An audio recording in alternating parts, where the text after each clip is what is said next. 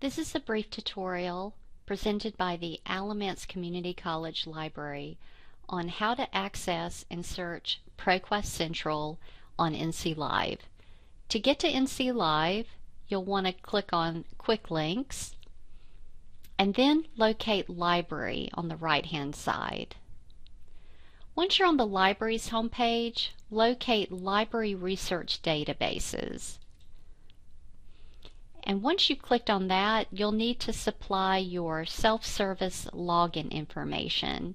And this is whether you're on or you're off campus. Once you've supplied that information, you can see on the blue database menu screen that there are a lot of different types of library databases that you have access to.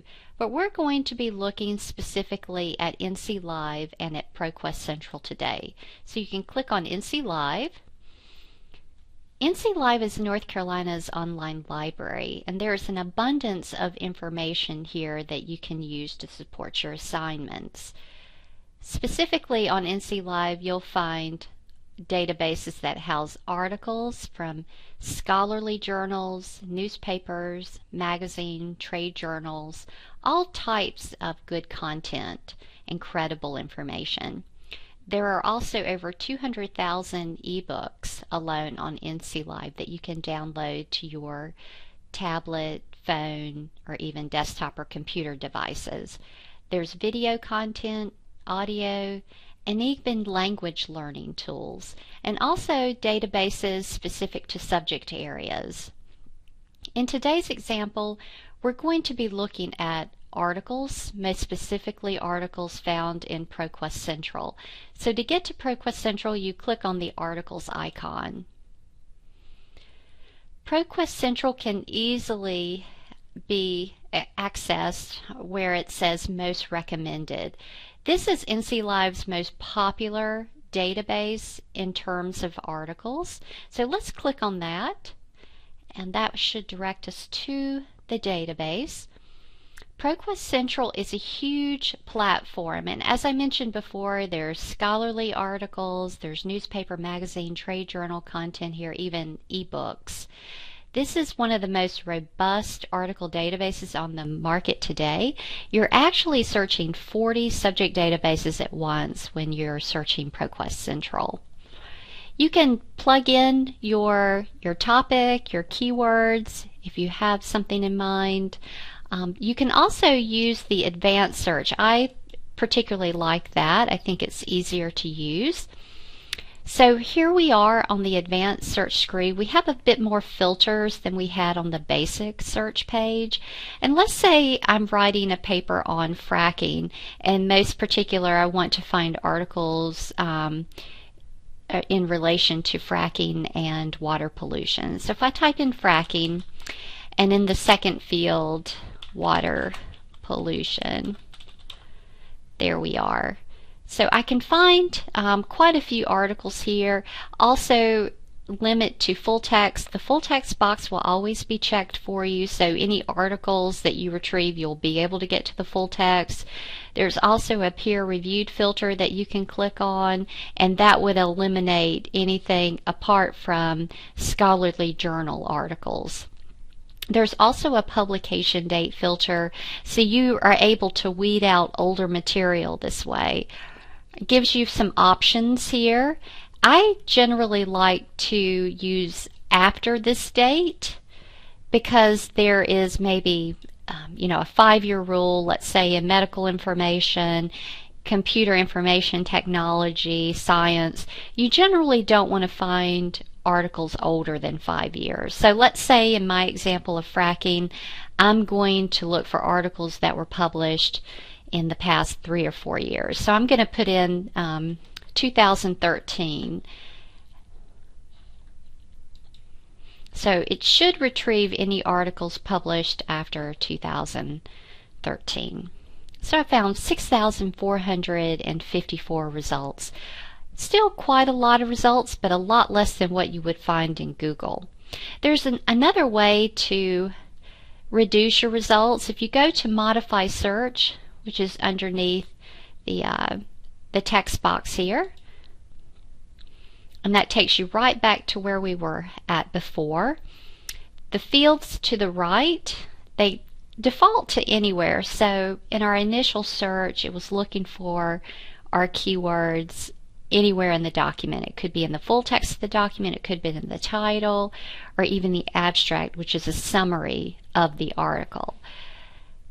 But if we change that to the second option, anywhere except full text, and we do that for both fields, now we're telling the database to search for fracking and the phrase water pollution in the title and the abstract, and that's all.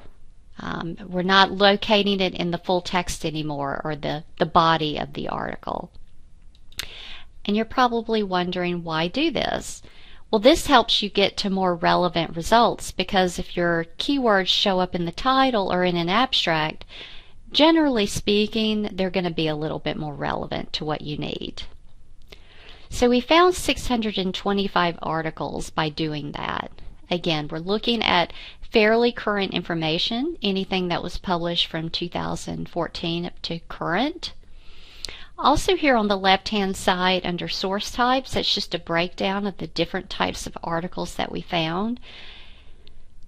I want to point out that more options, there's a link there, and this gives you the opportunity to include or exclude certain types of sources from your results list. So let's say I wanted to get rid of some things.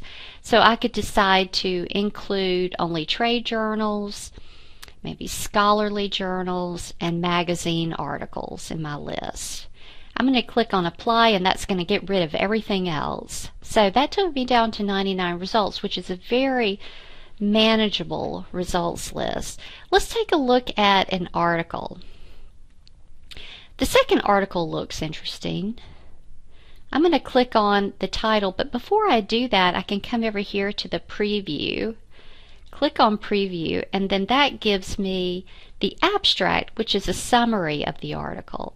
I could read that quickly to determine if this is an article that's going to be useful to my research need, and great.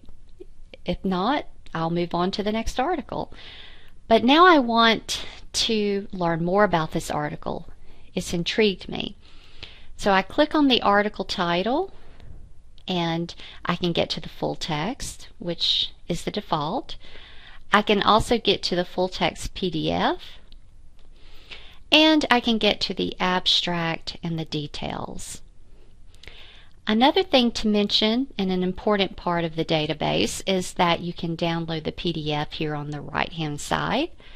There's also a Cite feature. If you click on Cite, let's say for example I wanted to use this in my research assignment, or I wanted to cite this, then I would click on that. It does default to APA.